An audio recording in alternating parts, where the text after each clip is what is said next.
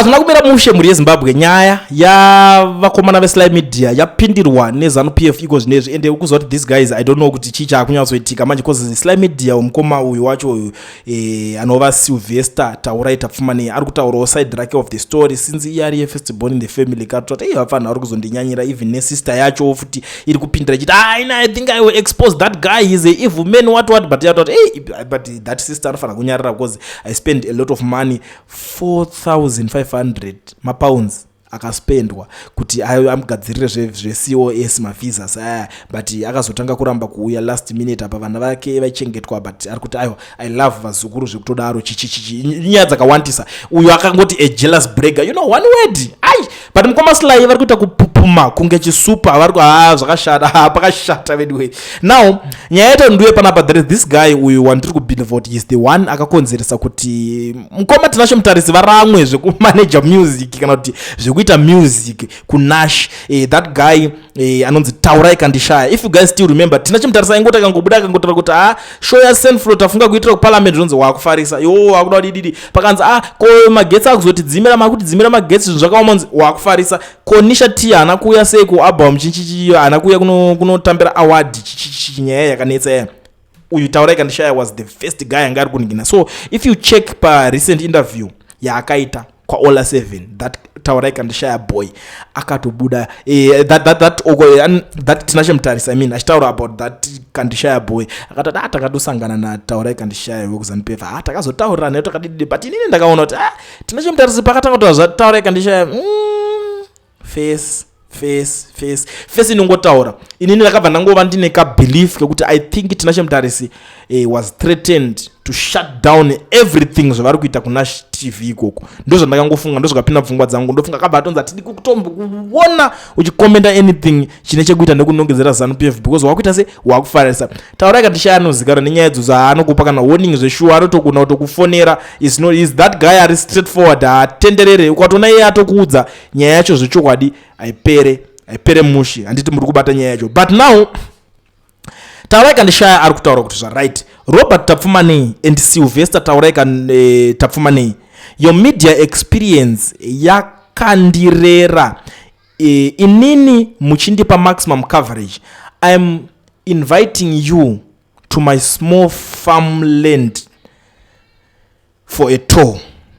Apedza zvake vakomana vakudedzwa. I think he's trying to cover kuti vakomana nditry kuagadzirisa because this guy zvekuningina zvekugadzirisa vanhu ari kuzvidaka, ari kungomhanya kuti chakadai pakanzi panetsa chakati ndo anomhanya kavakomana kuti nyaya dzese dzingonzi dzaita se dziri kugadzirwa navo. Like now apa anatinashe mutarisi ndomwe vari kusumudzira maartist. Zanupf yakatanga kudawo zvitoo futi zvekuda kuvhara vafana vachidiki manje chitengoti tiri kusumudzirawo maartist. Saka this guys anakandishaya ndaoneka ripo pamberi vachiti ningiri wadai kuti zvinzi maartist sakasumudzirwa nezanu. That is the reason why ndiri kutofunga kuti pamwe ndo zvakatokonzesa kuti nashivhare because anongaunzi you are now competing with Zanupf.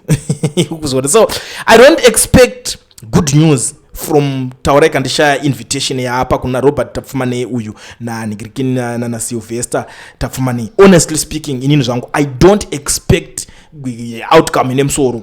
Why?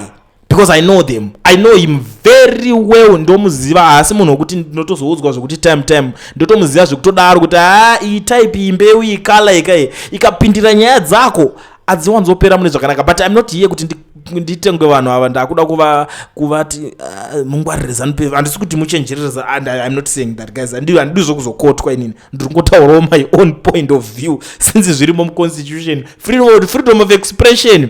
Isusu tirakomanda vanhu expressa manje zvekuti unoswera mazvimba. Anyways, this is the issue iripo, so it's up to them kuti vaende vanotaurirana nyaya dzavo vagadzirikane. Kuti since Zanupf yauda kutanga tatete wenyika yese these guys vanenge vasina maprojects ari better ekuita kuZanupf ko. Umwe nomwe anogadzirawo chimuforimbo chake, umwe akatogadzirawo chevaimbi kungati vadzvanyi ngati vaise mukona. Let's take advantage of weakness uchivayo ari kupa maartist mota wakaimba kurali umwe abva angoti ngatigadzire chimuforimbo chedu pataita anything kuZanupf towapo katime kedu katime frame katuti vanhu vanokwana veseka pa 30 minutes vanopomberana maartist kana 9 kana 10 ipapo chipinda chinoimba vese ipapo, you know.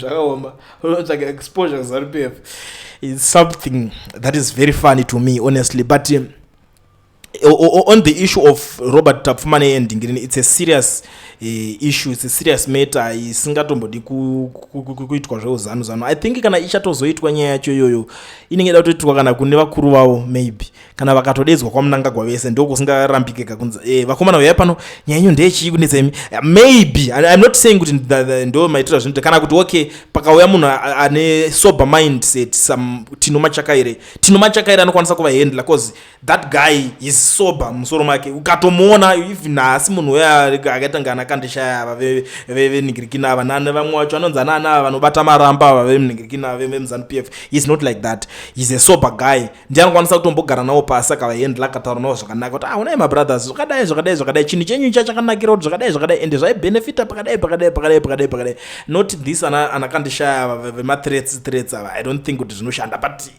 I'm saying good luck to them.